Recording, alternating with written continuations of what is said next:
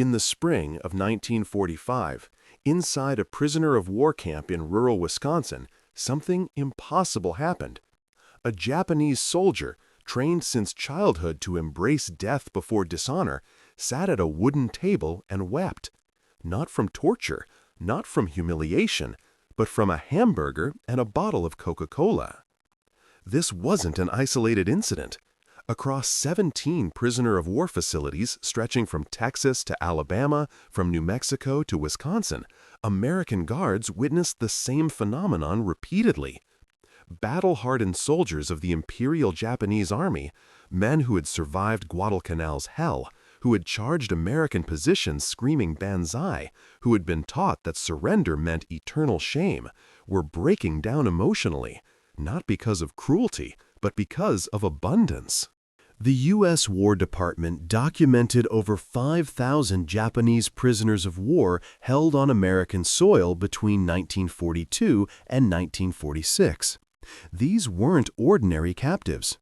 Many were elite troops, survivors of the Pacific's most brutal campaigns. They had been indoctrinated to believe Americans were weak, decadent, soft. They expected torture, starvation, execution.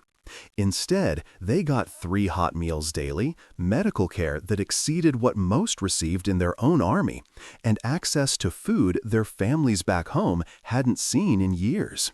What the Japanese High Command had hidden from its soldiers, what no propaganda broadcast had prepared them for, was the staggering reality of American industrial might. While Japanese civilians were grinding acorns into flour and chewing tree bark to survive, their captured soldiers were eating beef hamburgers, fresh vegetables, milk, and sweets. While Tokyo's supply lines collapsed under submarine warfare and strategic bombing, the U.S. Army Quartermaster Corps was delivering Coca-Cola to prison camps in the American heartland. This wasn't kindness. This was strategy. And it revealed something the Empire of Japan had catastrophically miscalculated. America wasn't just winning the war with bombs and bullets.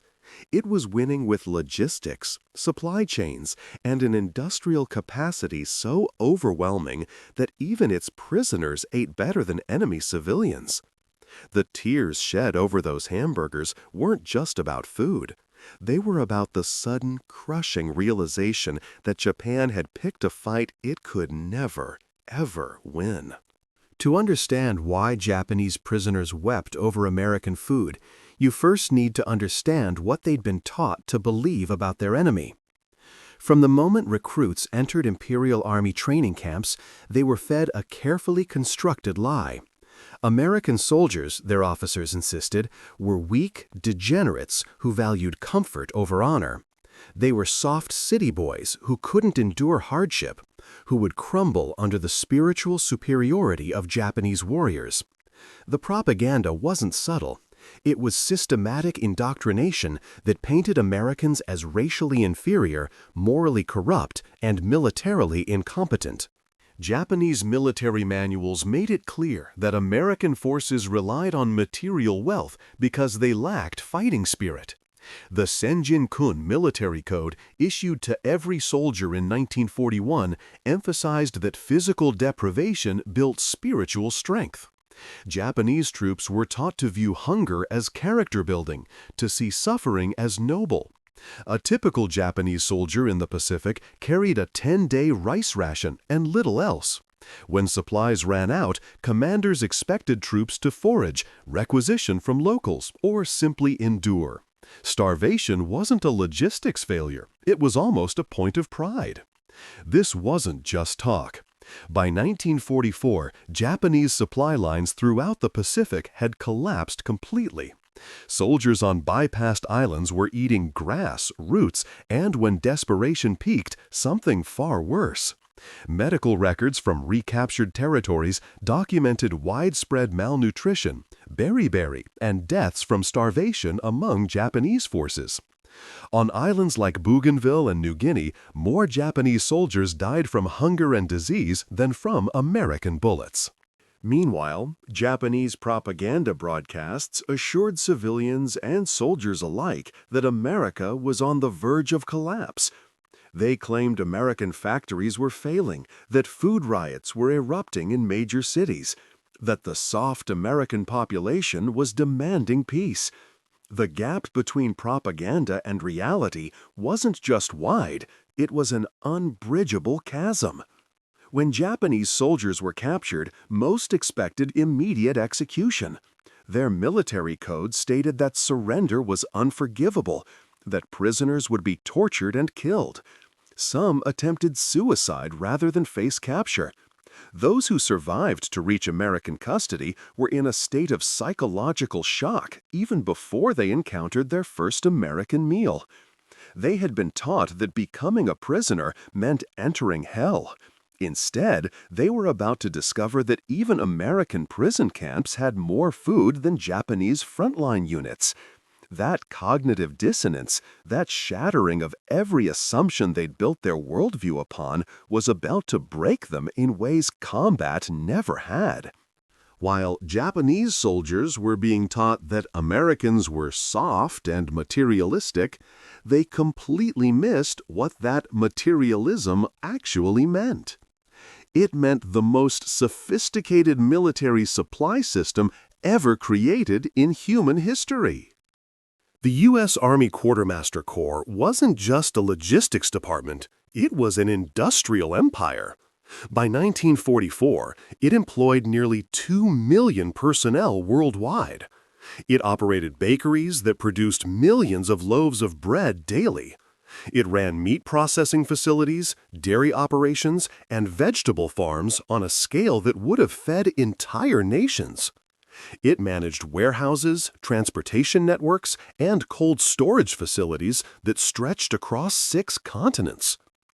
American shipyards were launching a new Liberty ship every single day. These weren't small vessels. Each could carry over 10,000 tons of cargo. By war's end, the United States had built over 2,700 of these ships, creating a merchant marine fleet larger than the entire rest of the world combined. While Japanese supply convoys were being decimated by American submarines, U.S. supply lines operated with industrial regularity. The numbers tell a staggering story. At the height of the war, American logistics networks were moving 15 million tons of supplies monthly across the Pacific alone. This included food, ammunition, fuel, vehicles, medical supplies, and even comfort items like cigarettes and Coca-Cola. The U.S. military had standardized everything. Ration packs were scientifically designed for maximum nutrition and shelf stability. Field kitchens could serve hot meals to thousands of troops under combat conditions. Even on remote Pacific islands, American forces received supply drops that included fresh food, refrigerated goods, and amenities. What made this possible wasn't just American wealth, it was American innovation in mass production and distribution. Henry Ford's assembly line principles had been applied to warfare logistics. The same industrial capacity that had made automobiles affordable to average Americans was now producing weapons, ammunition, and supplies at a pace no other nation could match. The United States was outproducing the entire Axis combined in virtually every category of war material. Japan's military leadership knew they couldn't match American industrial output. What they didn't grasp was how that disparity would manifest in every aspect of warfare, including how America treated its prisoners. The same logistics system that kept frontline troops supplied was so efficient, so over-engineered, that even enemy prisoners received better sustenance than Japanese troops in the field. This wasn't compassion. This was American industrial capacity operating at a level Japan's military planners had never imagined possible. The first Japanese prisoners arrived at American camps expecting hell. What they found was something far more psychologically devastating. Normalcy. American normalcy. Camp McCoy in Wisconsin, Camp Lordsburg in New Mexico, Camp Kennedy in Texas. These weren't torture facilities. They were functioning communities with barracks, medical clinics, recreation areas, and mess halls that served 3 hot meals daily. The camps were built to comply with the Geneva Convention, but American standards exceeded those requirements significantly. Where the convention mandated humane treatment, American camps provided comfort that most Japanese soldiers had never experienced even in their own barracks. The daily routine was structured but not brutal. Morning roll call, work details, meal times, recreation periods, evening lockdown. Prisoners worked on camp maintenance, agricultural projects, or light manufacturing. They weren't forced into slave labor or subjected to systematic cruelty. Camp guards, many of whom were ordinary American soldiers deemed unfit for frontline combat due to age or minor disabilities, treated prisoners with professional detachment. Violence was rare and officially prohibited. But it was the food that shattered Japanese prisoners psychologically. The U.S. Army mandated that POWs receive rations equivalent to American troops stationed in the continental United States, approximately 2,800 calories daily. This included meat, fresh vegetables, bread, dairy products, and desserts. Camp kitchens served hamburgers, roast beef, chicken, pork chops, and a variety of sides. Meals came with coffee, milk, and occasionally soft drinks. To put this in perspective, frontline Japanese troops were subsisting on less than 1,500 calories daily by 1944, mostly consisting of rice and whatever they could scavenge. Japanese civilians were on starvation rations of 1,200 calories or less. Yet here were captured Japanese soldiers, men who had dishonored themselves through surrender, eating better than generals back in Tokyo. The medical care was equally shocking. Camp infirmaries treated prisoners with the same protocols used for American soldiers. Sick prisoners received antibiotics, proper surgical care, and dental treatment. Wounded prisoners underwent operations that would have been impossible in frontline Japanese field hospitals.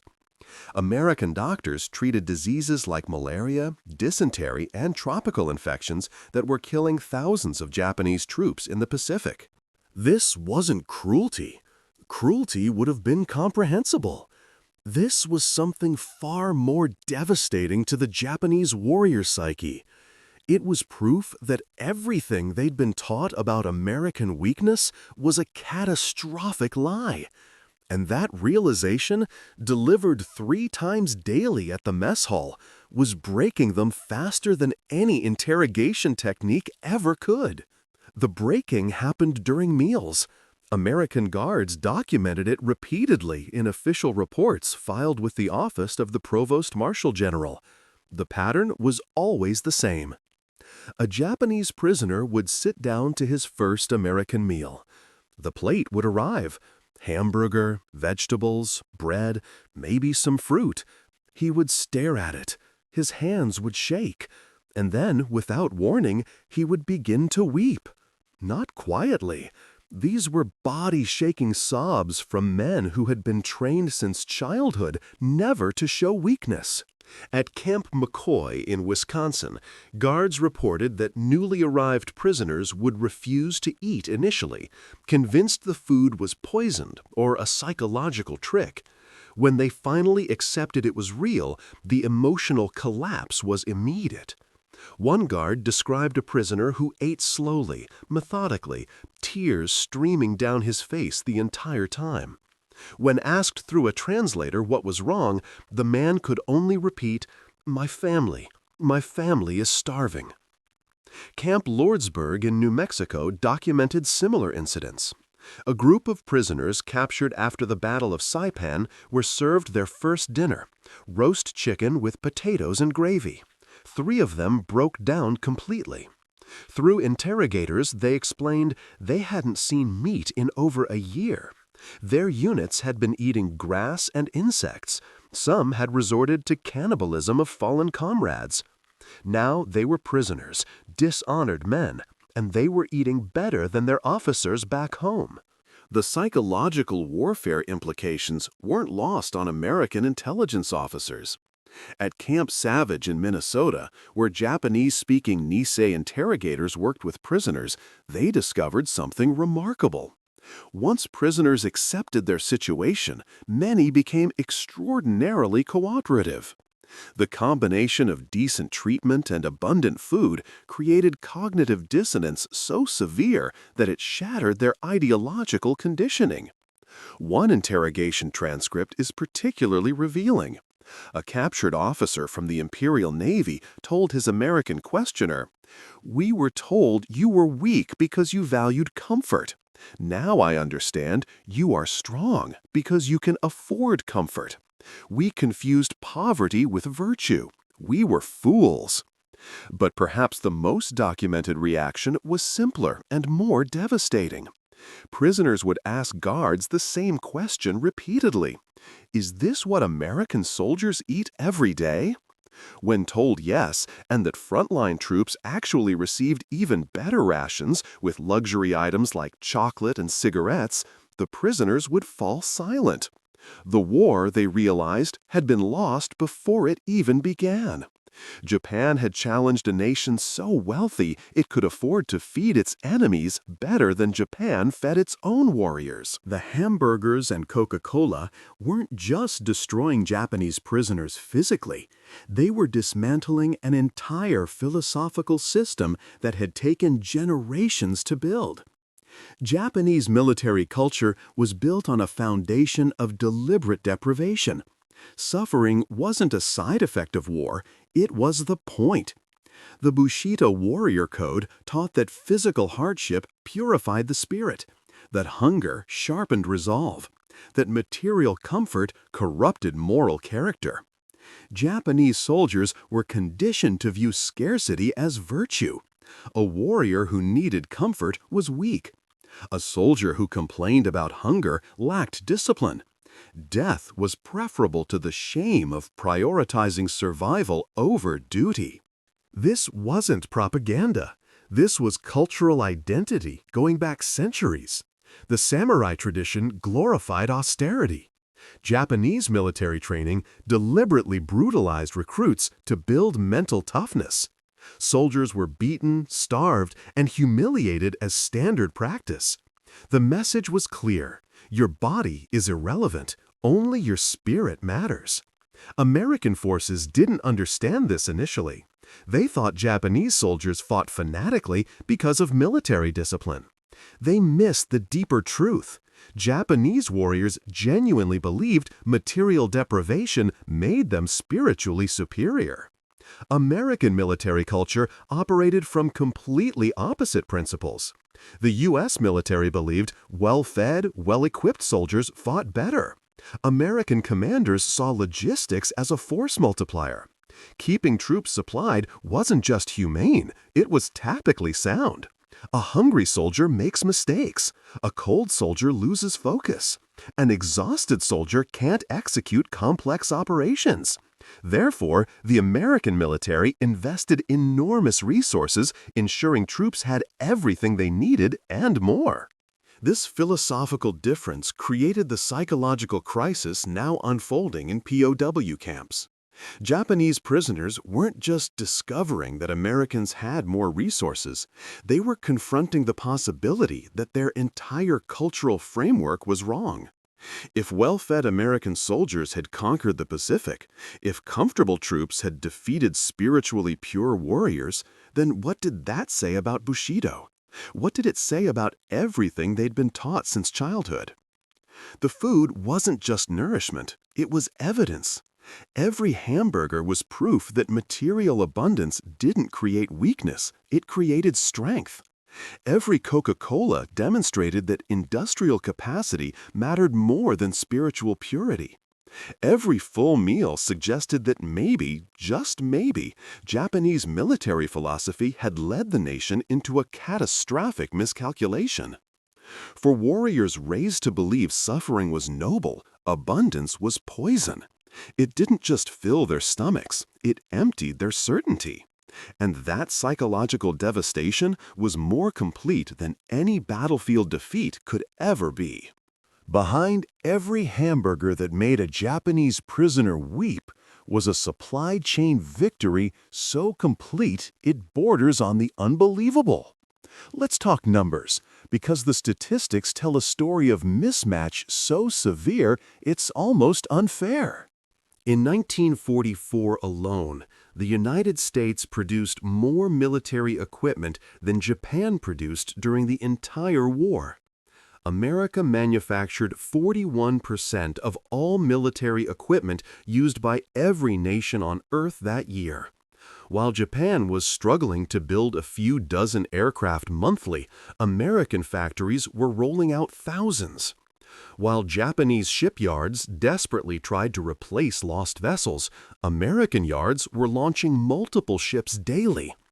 But production was only half the equation. Japan's catastrophic failure was delivery. The Japanese merchant marine started the war with roughly 6 million tons of shipping capacity. By 1945, American submarines had sent almost 9 million tons to the bottom of the Pacific. Japan had literally lost more shipping than it started with, thanks to rushed wartime construction that couldn't keep pace with losses. Every supply ship that didn't reach its destination meant troops going hungry, weapons lacking ammunition, islands being slowly starved into submission. The contrast in supply efficiency was staggering.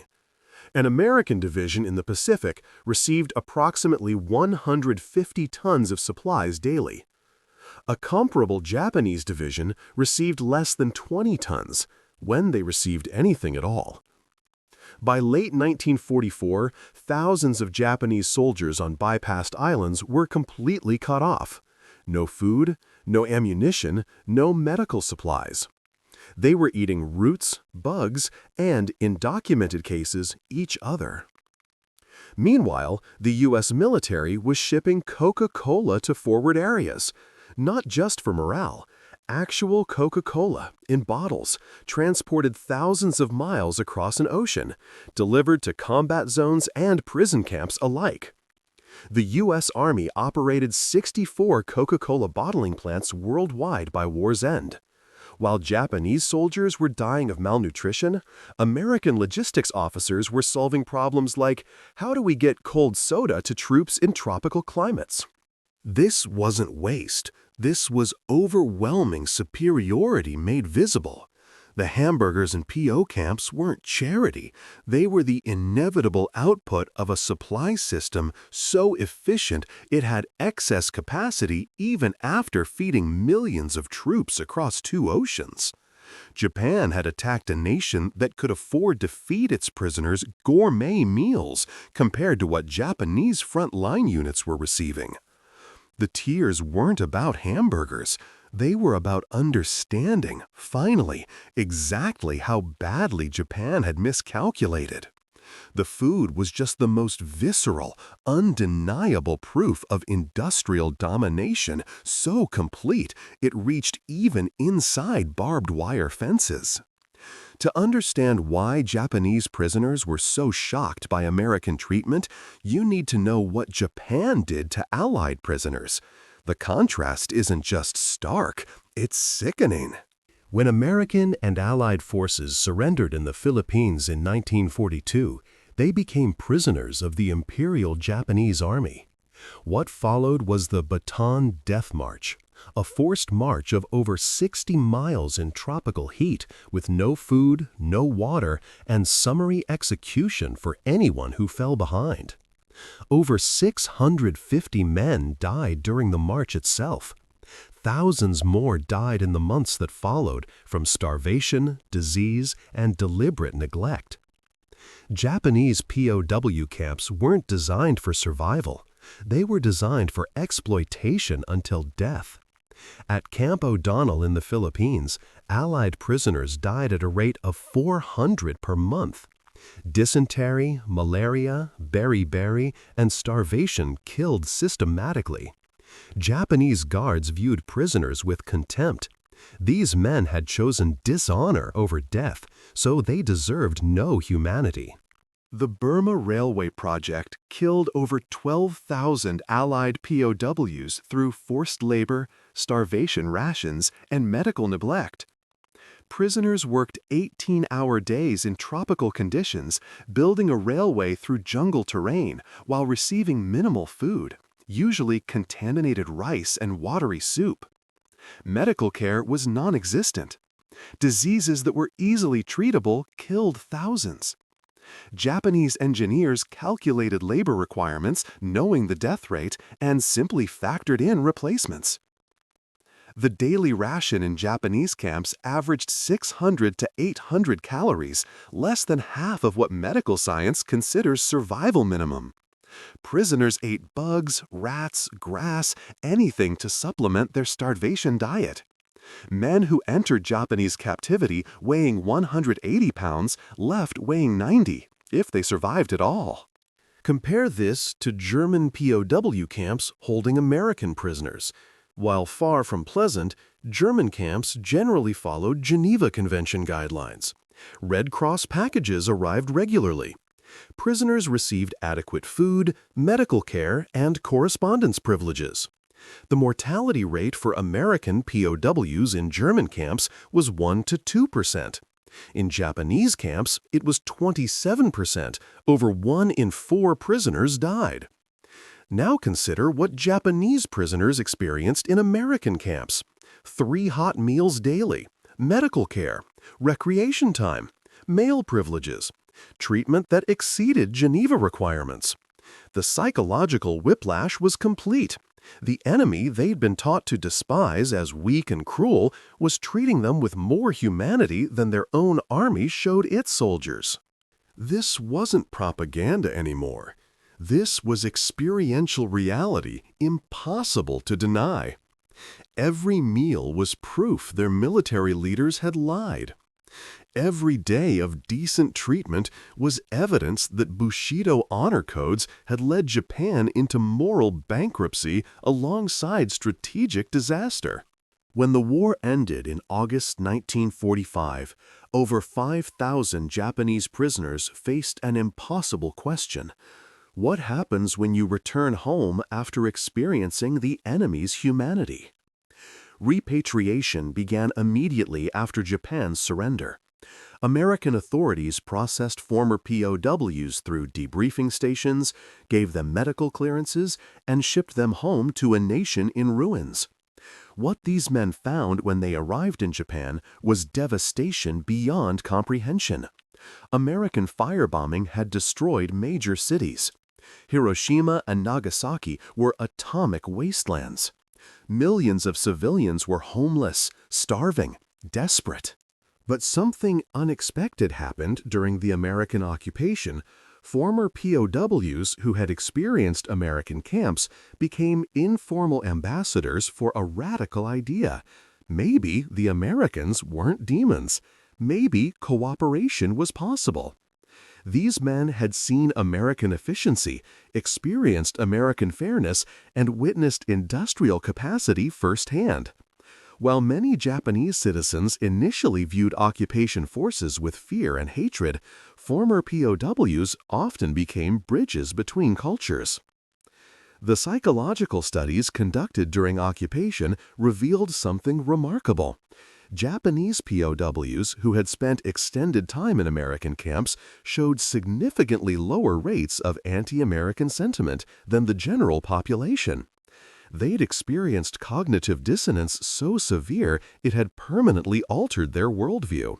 The propaganda had been so thoroughly disproven by reality that many couldn't return to their previous beliefs even if they wanted to.